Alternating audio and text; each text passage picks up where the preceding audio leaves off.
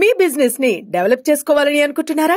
అయితే వెంటనే సంప్రదించవలసిన ఫోన్ నంబర్ 7729969299. పేదవాళ్లకు ఇప్పటికి కూడా భూమిని నమ్ముకొని బతికే రైతుల భూముల్ని అక్కడ 10 లక్షల రూపాయలకు మాత్రమే ఇస్తామని, 40-50 లక్షల రూపాయలు ఉన్నప్పటికీ కూడా 10 లక్షల రూపాయలు ఇస్తామని చెప్పడమే కాకుండా వాళ్ళు అన్న మాట ఏంటంటే మాకు 10 లక్షలు కాదు, 40 లక్షలు కాదు, తల్లిని పిల్లను వేరు చేస్తే ఎంత పాపం తగ్గుతుందో రైతుల్ని ఈ భూమి నుంచి వేరు చేస్తే అంతే పాపం తగ్గుతుంది. రేవంత్ రెడ్డి గారు, నీకు ఓట్లు వేసి గెలిపిస్తే మా వెనుకబడ్డ ఈ కొడంగల్ నియోజకవర్గంలో ప్రజలకు లాభం జరుగుతుందని చెప్పి ఆశించడం కానీ, కొండ నాలుకకు మంది ఎత్తే ఉన్న నాలుక పోయినట్టుగా మా భూములు గిట్లా గుంజుకుంటామని చెప్పి ఆశించలేదు రేవంత్ రెడ్డి గారు అని చెప్పి వాళ్ళు ఎన్నిసార్లు ప్రభుత్వ అధికారులు గ్రామాలకు వెళ్ళినప్పటికి కూడా మేము ససేమిరా భూములు ఇవ్వమని చెప్పిండ్రు. ఇన్నిసార్లు చెప్తున్నప్పుడు వాళ్ళు పాదయాత్రలు చేసిండ్రు, దొరికిన లీడర్ కల్లా దరఖాస్తు ఇచ్చి దండం పెట్టిండ్రు, అధికారుల చుట్టూ తిరిగిండ్రు. ఇంత ప్రశాంతమైన ఉద్యమం ఇట్లే కొనసాగితే రేపు ఆ నియోజకవర్గంలో రాజకీయంగా నాకు పుట్టగతులు ఉండవనేటువంటి భావించి, నేను తలపెట్టిన ప్రాజెక్టు కనుక అమలు కాకపోతే నా పరువు పోతుందని చెప్పి భావించి వాళ్ళే స్వయంగా ఒక స్కెచ్ చేసుకొని ఈ ప్రజాస్వామికమైనటువంటి ఉద్యమాన్ని హింసకు తీసుకుపోవాలని చెప్పి వాళ్ళే కుట్రపూరితంగా స్కెచ్ చేసుకొని కలెక్టర్ని పట్టుకొచ్చుకొని వాళ్ళే లొల్లి పుట్టించుకొని దాడులు చేసుకొని ఆ దాడుల్ని అడ్డం పెట్టి ఈ దాడులు చేసింది రైతులని, దీనికి కారకులు ప్రజలని చెప్పి వాళ్ళను బూచి చూసి ఇవాళ ఈ విధంగా భయపెట్టించారు. వారు చెప్పింది ఎంపీ గారు కానీ ఎమ్మెల్యే గారు కానీ ప్రజాప్రతినిధులు ప్రజలకు ఏం హామీ ఇస్తారు? మీకు ఆపద వచ్చినప్పుడు, అవసరం వచ్చినప్పుడు మీ కాలుకు ముళ్ళుతే పన్నుతో పీకే సర్వీస్ చేస్తామని చెప్పి చెప్తారు. మొన్ననే పార్లమెంటుకు వారు బ్రహ్మాండమైనటువంటి దాంతో గెలిచి వచ్చారు. వారి ప్రజలకు అక్రమంగా దుర్మార్గంగా కొడితే కేసులు పెడితే పలకరిద్దాము, వాళ్ళ కుటుంబ సభ్యులకు ధైర్యాన్ని ఇద్దామని చెప్పిపోతే 20 కిలోమీటర్ల ముందే బారికేడ్లు వేసి 144 సెక్షన్లు పెట్టి మీరు పోవడానికి వీల్లేదని చెప్పి ఇవాళ ప్రజలకు సేవ చేసేటువంటి అధికారాన్ని కట్టేలు చేసిన పోలీసుల మీద కూడా చర్య చేపట్టకపోతే తప్పకుండా వారు ఇప్పటికే ప్రివిలేజ్ మోషన్ ఇచ్చారు. పార్లమెంటు సభ్యులంటే ఇవాళ నీ చీఫ్ సెక్రటరీ కాదు, నీ డీజీపీ కాదు, వాళ్ళకంటే ఎక్కువ ప్రోటోకాల్ ఉన్నవాళ్ళు, బాధ్యత ఉన్నవాళ్ళు, వాళ్ళు అన్నిటికీ మిక్కిలి ప్రజలకు ఏమైనా జరిగితే అండగా ఉండే వాళ్ళను నిలువరించే ప్రయత్నం చేసినావు. ఇవాళ వారిని వాళ్ళ పార్లమెంటు పరిధిలోకి ఎంటర్ కాకుండా ప్రజలకు పరామర్శ చేయకుండా ఎవరైతే అడ్డుకున్నారో వాటి మీద కూడా ఇవాళ ప్రివిలేజ్ మోషన్ ఇస్తాం, ఖచ్చితంగా వాళ్ళను ఢిల్లీ వేదిక మీద నిలబెడతామని చెప్పి ఈ సందర్భంగా హెచ్చరిస్తూ ఉన్నాం.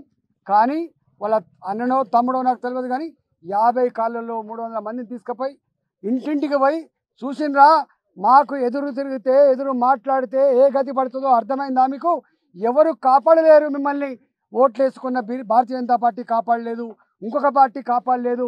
మీరు కనుక మర్యాదగా సంతకాలు పెట్టి మీరు మాకు అంగీకరిస్తే జైళ్ళల్లో ఉన్న వాళ్ళు బయటకు వస్తారని చెప్పి మాట్లాడుతుందంటే ఎంత దుర్మార్గంగా రేవంత్ రెడ్డి ప్రవర్తిస్తుందో అర్థం కావాలి. ఇలాంటి నియంతలకు ఎట్లా బుద్ధి చెప్పానో తప్పకుండా తెలంగాణ సమాజం సందర్భం వచ్చిన బుద్ధి చెప్తుంది.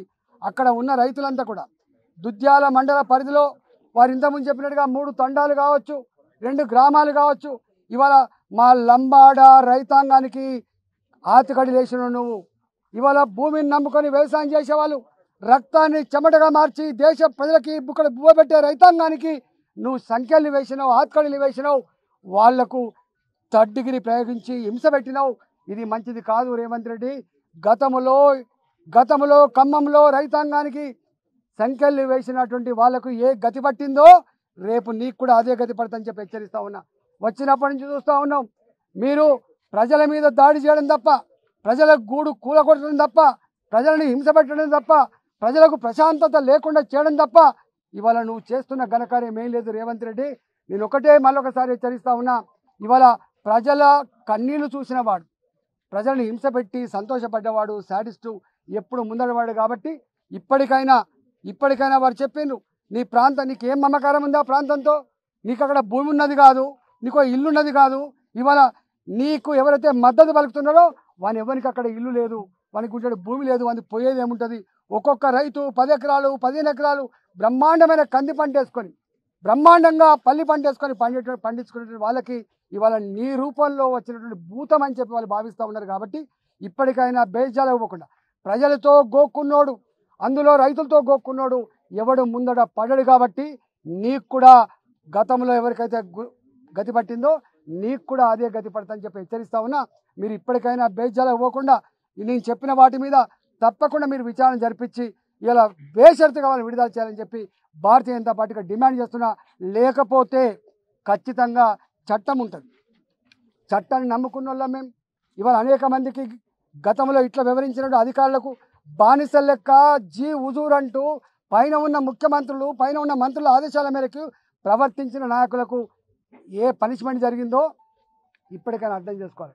రాజశేఖర్ గారి పీరియడ్లోకి ఇట్లా అయింది, ఏమైందో చూసిండ్రు.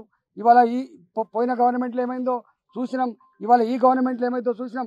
అధికారులు కూడా చట్టాన్ని పక్కకు పెట్టి, ధర్మాన్ని పక్కకు పెట్టి బాసుల ఆదేశాల మేరకు ప్రజల మీద దౌర్జన్యం చేసే దుర్మార్గులకి ఎట్టి పరిస్థితి వదిలిపెట్టే ప్రసక్తి లేదు. మేము న్యాయపరమైన కొట్లాడతాం. తప్పకుండా దేశంలో ఉన్నటువంటి ఇలా ఎస్టీ కమిషన్ కావచ్చు, బీసీ కమిషన్ కావచ్చు, వాటి మీద కూడా వీళ్ళ కుటుంబ సభ్యులతో వాళ్ళకు కాంప్లైంట్ చేసే ప్రయత్నం చేస్తాం, బోన్లు నిలబెట్టే ప్రయత్నం చేస్తామని చెప్పి ఈ సందర్భంగా ప్రభుత్వాన్ని హెచ్చరిస్తా ఉన్నాం.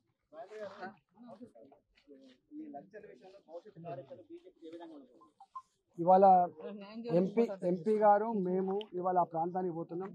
ఒకటే ఇవాళ ఫార్మా కంపెనీలు ప్రజలకు సేవ చేసే కంపెనీలు కావు.